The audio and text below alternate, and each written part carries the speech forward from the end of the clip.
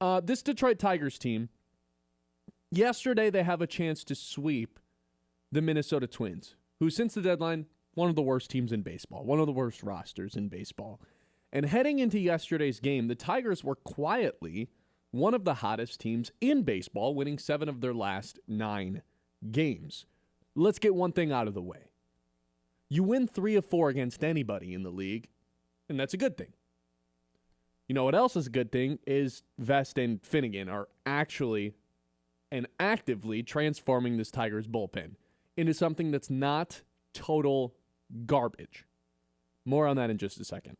But when you have a chance to sweep a season series, or sweep a weekend series, I should say, and Chris Paddock, of all people, runs out there to take the mound, a.k.a. the new Kenta Maeda, and he gives up his 4th, 5th, and 6th home runs as a Detroit Tigers in just 4 games, by the way.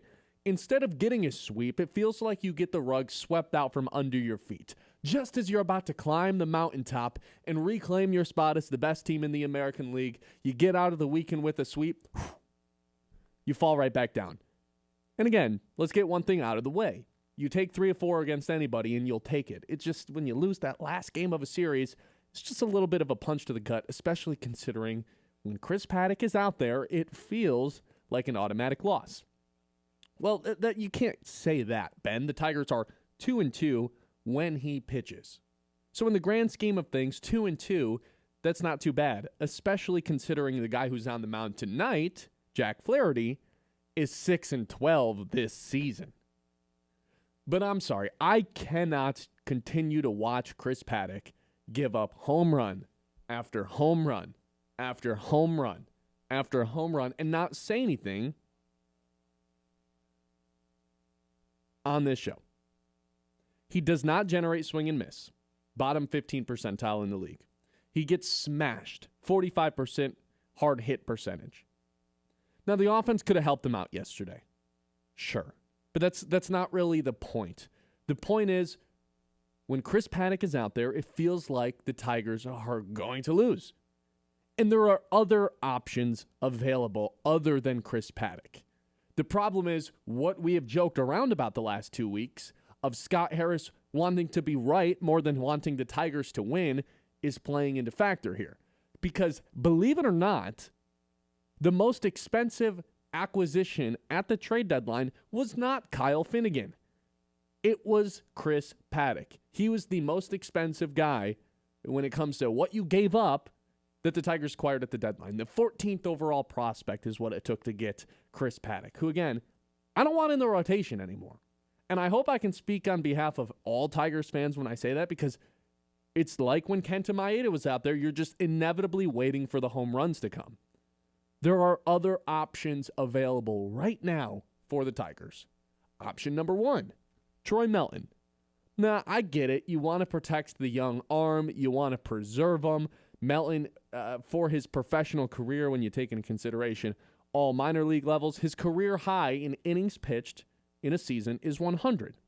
He's already at 98 this year when you take his major and minor appearances combined. So I get it. Preserve the arm. You can't afford a third arm going down at some point this season. Wishing a speedy recovery to Jackson Jobe and Reese Olson. So fine. He's not the only option. Keider Montero. Well, if you're going to have a guy that stinks on the mound, at least have a younger person that came through your farm system that you at least can convince yourself has a little bit of upside. Because you know what Chris Paddock is at this point in his career. Home run machine. Option number 3, Sawyer Gipson-Long. Generates more swing and miss, doesn't really walk anyone, and doesn't get hit as hard. Granted, limited appearances so far this season. Option number 4, the thing that got you into the playoffs last season, pitching by chaos, a bullpen day. Last Wednesday against the White Sox, Melton opens the game. Gipson-Long comes in relief. Kyle Finnegan, Will Vest close things out. I get it. It's the White Sox. It's a crappy offense. But those 4 guys in a bullpen day did exactly what you need your bullpen to do against a crappy offense. They shut them down. 2 hits the entire day. That seems a hell of a lot better than letting Chris Paddack go out there and ruin a weekend sweep. Because the back end of the bullpen, like I mentioned at the top, has been transformative with Kyle Finnegan and Will Vest. Since the deadline, those 2 guys have a 1.26 combined ERA, just 2 walks and 19 strikeouts, 6 saves. But you have to give them a chance to pitch and save a game. And when Chris Paddack is out there, it doesn't feel like they're going to even have the opportunity to do it, because by the time the 3rd inning comes around, he's already given up a grand slam. Look, I know once the playoffs roll around, the rotation is going to shrink to 4 guys anyway. So I'm sitting here telling you something that's a problem right now that won't necessarily be a problem in the postseason. But I'm sorry, me as a Tigers fan cannot sit here every 5 days and watch this guy give up bomb after bomb after bomb. I can't do it. I refuse to do it. It feels like the Tigers once every 5 days are saying, we're just going to preserve the bullpen. We're going to let this guy throw, eat innings. We'll take our series loss because you know what? We're already in the playoffs. Cleveland's losing. No one's threatening to take the division. We'll just sign up for these losses. And Scott Harris, on the other hand, is saying, well, you have to pitch him. We gave up our 14th overall prospect for him. What'd the Tigers give up for Finnegan? 15. So was the Finnegan trade a great deal, or was the Paddack trade a horrible deal? Yes and yes. Again, Chris Paddack won't be in the rotation come October when the Tigers are in the postseason. But right now, Scott Harris and A.J. Hinch need to cut their losses from the deadline. That was a horrendous trade to bring in Chris Paddack, especially considering what it costs.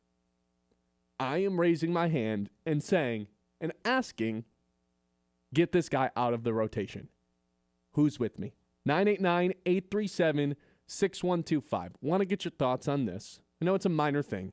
Coming out of a weekend in which we had a Lions game, in which we, as Tigers fans, won 3 of 4 games against the Twins this weekend. But I'm sorry, if that's how the weekend series is going to end, it's going to leave a little bit of a sour taste in my mouth, considering, yes, you win the season series versus the Twins, but your run differential was only +1. I mean, the Twins lit up the Tigers every time that they beat the Tigers this year. And yesterday was no different. Chris Paddack comes in, ruins the game almost immediately. It gets out of the first inning, but then second and third just gives up 3 home runs, and it feels like it's over before it even starts. Yes, the offense could have been a lot better, but that wasn't really the panic or the worry yesterday. We know that this Tigers offense is up and down, and some days they show up and some days they don't.